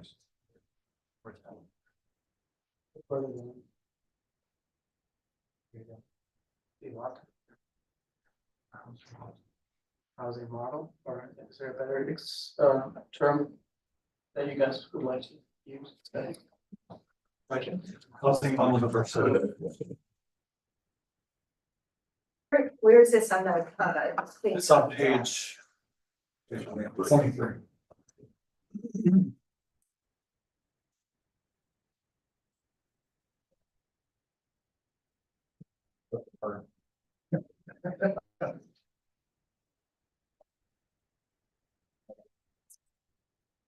Angie, you got ordered there? I think that's all I got. And then Bill has suggested 4.7.2. So.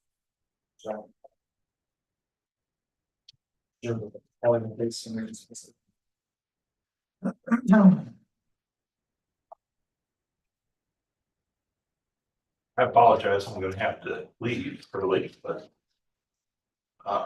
You better fill out the board papers later on. We don't want that, we don't want that. But consistent with our tradition, the newest member of the board now takes over. I'm sorry. Ager. Alita's a big fan. She's the, I think actually you're the secretary. Oh. That's You're up. Libby has it. Change everything.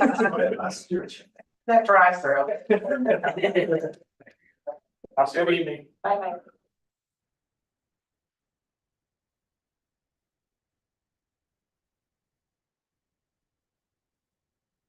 I like it. But I don't miss anything. Then you gotta change the right line. I think he's got a typo, it's the fourth, right? That's 7-4. He put forward that.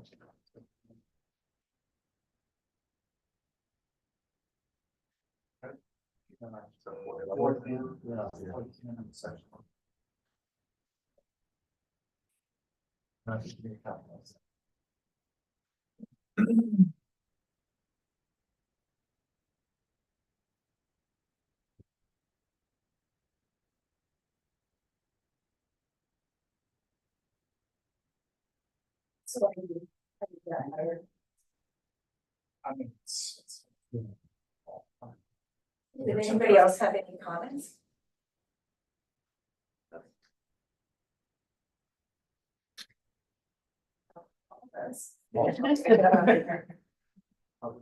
I would just like to say, thank everyone for all the hard work. I know I've attended a lot of these sessions for 2, 3, and 4. I've gone through the language just like you all have. I think aside from these fundamental comments that have been made, the language is great. These are terrific edits to the code. And I can send it on to, hopefully on Monday or the next formal vote, you'll send it on to council. That's it. Public comments? Yeah, I've got a draft ordinance that would place a moratorium on data centers. If that's something that the planning commission is interested in, shared it with Kurt and with Mike. But the idea is that, a lot of our codes and comprehensive plans have yet to address data centers and data center siting. And I don't know that we'll see one proposed in the city of Beaufort, but anything is possible. And so the idea was that the moratorium would at least allow some time to contemplate how to regulate them in the code and comp plan, while y'all are working through the updates. And then there's been several bills at the House, all of which were unsuccessful, but I think something like 9 pieces of legislation were filed, really getting how we manage data centers. And so, again, the idea just being that in the absence of state regulation, you could at least have a moratorium to offer some kind of stopgap protections. So that's something that we drafted up and happy to share out. Something you would also be proposing with the county, and I mean, it seems like that could be something that would go to the Northern Plan Committee. I mean, Sure. county is a lot more, I mean, with more possibilities there than the city. Do you have a alternative ordinance for an outright ban in Beaufort County? No, I haven't written that one yet, but I'm not sure if that's legally defensible or not. But I have shared the ordinance with a couple of county council members. It's possible that let's say Beaufort County puts in a moratorium. Well, somebody now wants to annex into the city of Beaufort and do it, right? I mean, that's not out of question. So that's what I was thinking, where it's like, okay, even though there's more room in the county, that annexation is always a possibility. What use type would it? Fall under light industrial or? Probably industrial would be the most, appropriate use. It's a heavy water usage, heavy power usage. Sorry, I got a little expertise in this area, maybe with Divinia, previous Divinia, but the city of Beaufort, I don't see how you could ever, you have one within the city confines. So you got the water situation to worry about too, the power. So as far as annexation of pieces of the county into the city, I'm not sure exactly how that would work, but it'd be very Do it all interesting. the time. Well, Do it all the time. No, I understand. How it works is easy. I understand that portion And of we're it. but- regulating that because we don't have any particular code section right now. We just rely on state law when we have those hearings.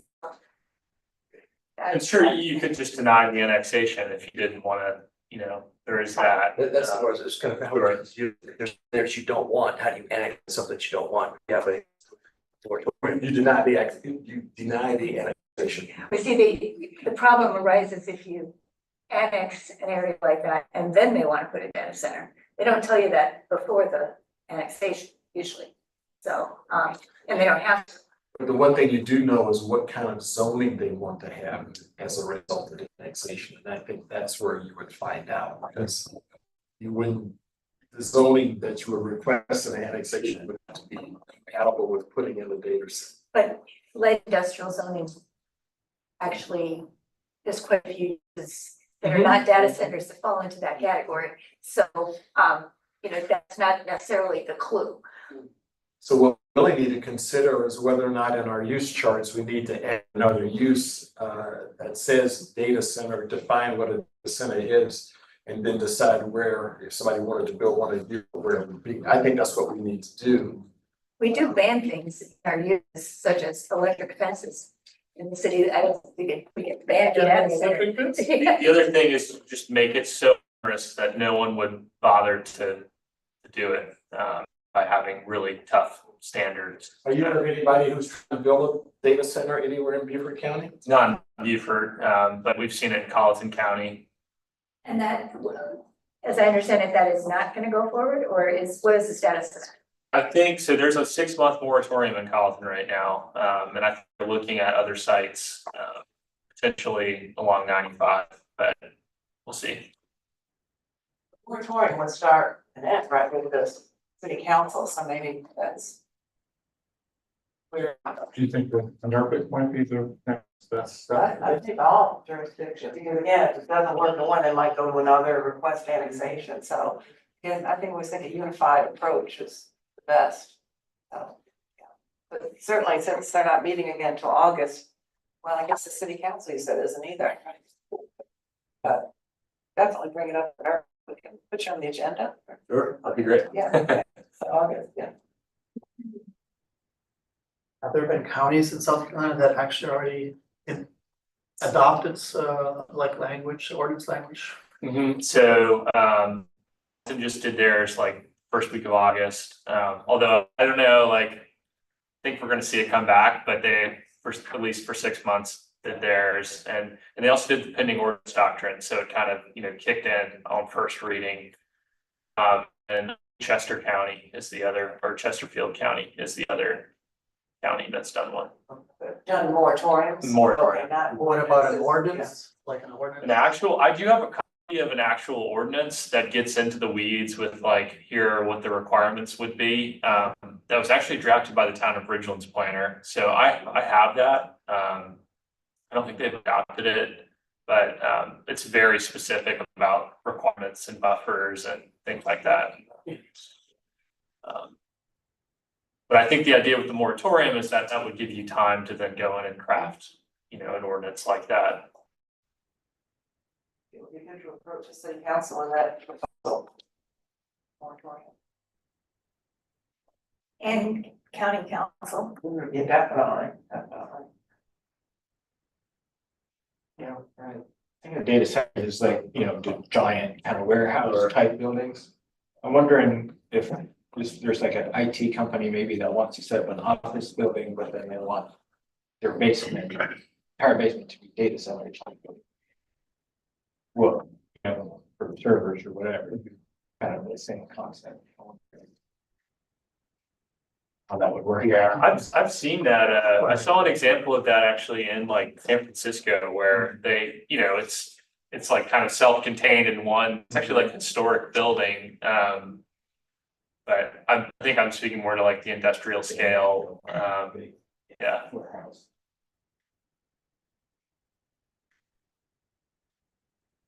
Anything else? I apologize for the last time. So I didn't catch them, so entirely my fault, but we were, at the last minute, we were having to change these, the diagrams and, for whatever reason, we had sent it to, we don't have a program, we sent it to veterans and they sent it back with the old version that we had within the code. And so that's what got on chapter 4. So that's why it was like a month behind or a month. That was what happened. I completely missed that. I caught it on the day of the meeting. We sent that out late, unfortunately, and got missed. But I think we've got everything right now. I'm sure we've got some more things. But we'll send a packet out tomorrow. I want to warn you that there is a development item on it that you've seen before. So will be 2 things on the agenda. When is our next meeting? Monday. What time? That's it. That's it. We're adjourned.